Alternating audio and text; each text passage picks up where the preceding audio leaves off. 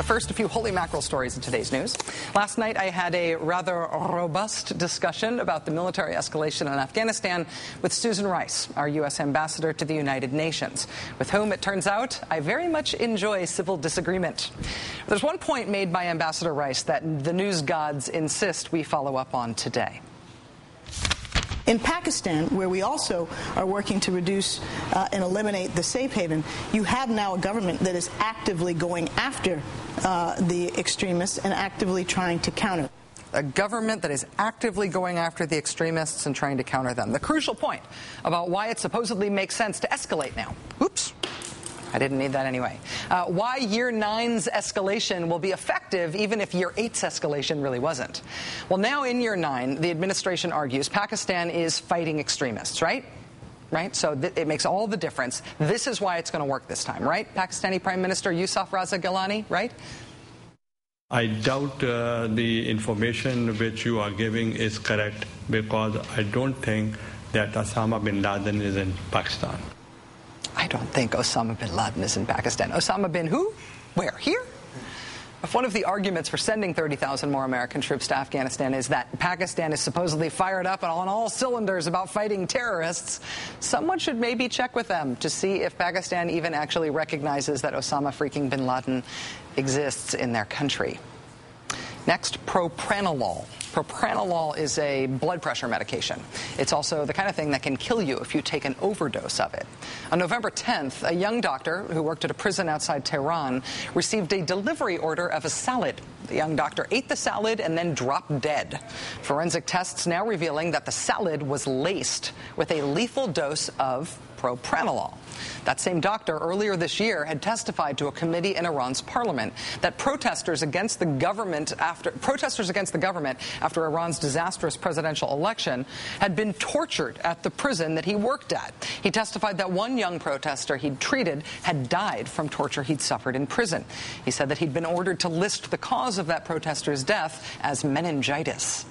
Ultimately, the scandal of the tortured protesters in Iran led the country's supreme leader to shut down that specific prison where the whistleblower doctor worked. But by November 10th, Dr. Ramin Purandarjani, 26 years old, was dead after eating that medication-laced salad. Authorities first said that he was killed in a car accident. Then they said he'd had a heart attack at age 26. Then last week, the top police officer in Iran said the doctor had killed himself in a courthouse and left a suicide note. Now that tests reveal it was death by poisoned salad, Iran's prosecutors say they're still looking into whether the death was a murder or a suicide, because maybe he chose to kill himself with a salad. His name was Dr. Ramin Purandarjani. We will keep you posted on this case. Finally, about a month ago, we brought you a glimpse of George W. Bush's post-presidential career as a motivational speaker. In fact, our own Kent Jones went down to Fort Worth, Texas to hear the 43rd president of the U.S. speak at a Get Motivated seminar, where the former president shared the stage with football great Terry Bradshaw, among other highly paid motivators. Turns out that was not a one-off. Our nation's 43rd president is still in the business of motivating people for an undisclosed but rumored to be quite large six-figure fee. Yesterday, he was the keynote speaker at yet another Get Motivated seminar, this one in San Antonio, Texas, part of a lineup that included San Antonio Spurs point guard Tony Parker and this guy, name of James Smith. Where's James Smith? That's still Tony Parker. Come on. No James Smith? All right, there he is. James Smith gives real estate investment advice, a little bit for free at an event like Get Motivated, and then for much, much, much more at his follow-up seminars. They cost thousands of dollars. Sign up now. Get rich quick.